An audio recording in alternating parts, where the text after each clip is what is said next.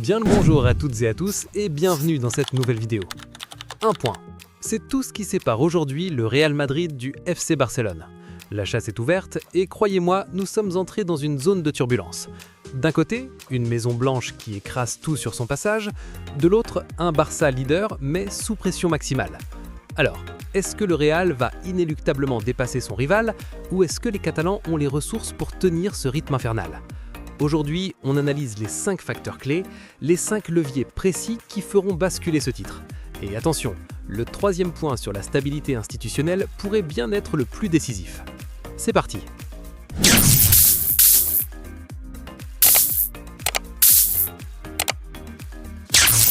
Passons maintenant à la situation actuelle. On assiste à un véritable mano à mano comme on les aime. Le Real Madrid vient d'enchaîner une 7e victoire consécutive en Liga, un 15/15 sur les 5 derniers matchs qui confirme sa montée en puissance. Ils sont revenus à une seule petite longueur. En face, le Barça reste leader, oui, mais la dynamique est légèrement différente.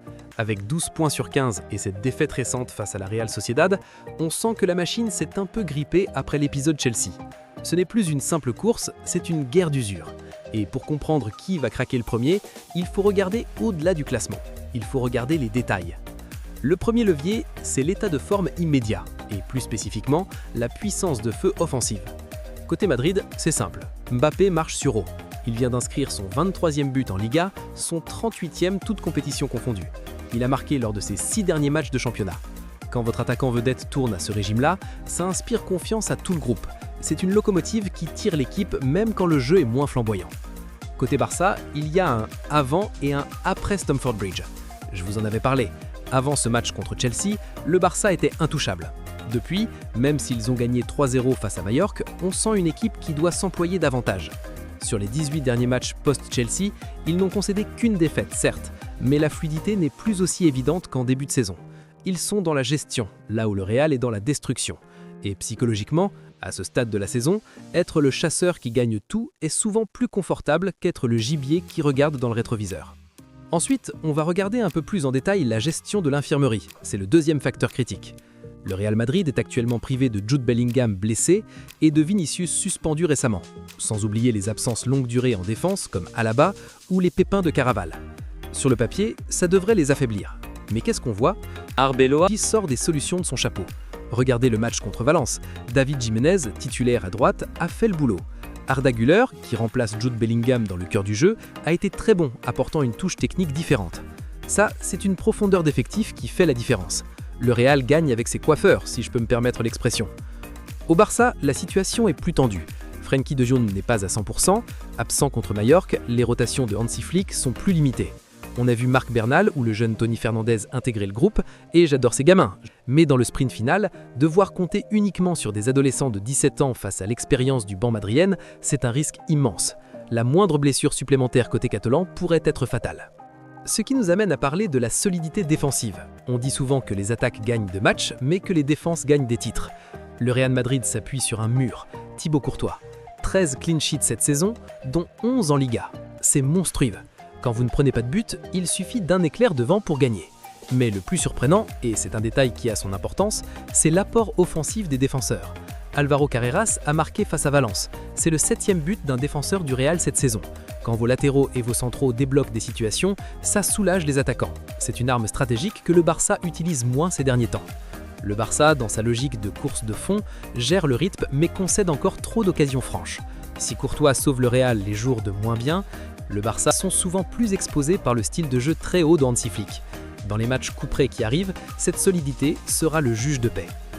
Alors, qu'est-ce que ça signifie concrètement en coulisses ? C'est notre 4e point et il est souvent sous-estimé, la stabilité institutionnelle. Côté Barcelone, c'est le branle-bas de combat politique. Joan Laporta vient de démissionner de son poste de président pour pouvoir se représenter aux élections qui auront lieu le 15 mars. C'est la procédure normale. L'intérim est assuré par Rafael Yuste, mais ça crée un climat particulier. Tout le club parle élection, avenir de Deco, avenir de Flick. Victor Font, l'opposant principal, a déjà déclaré que s'il est élu, Deco partira. Imaginez l'impact dans le vestiaire. Hansi Flick doit gérer son équipe avec cette épée de Damoclès au-dessus de la tête.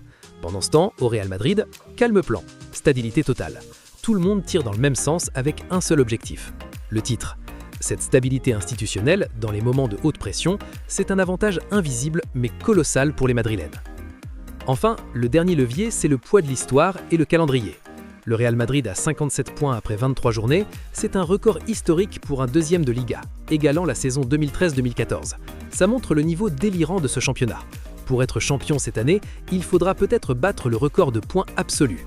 Le calendrier à venir est chargé pour les deux, avec la Ligue des Champions qui revient. Mais le Real a cette capacité historique à gérer le Money Time. Ils sont programmés pour ça.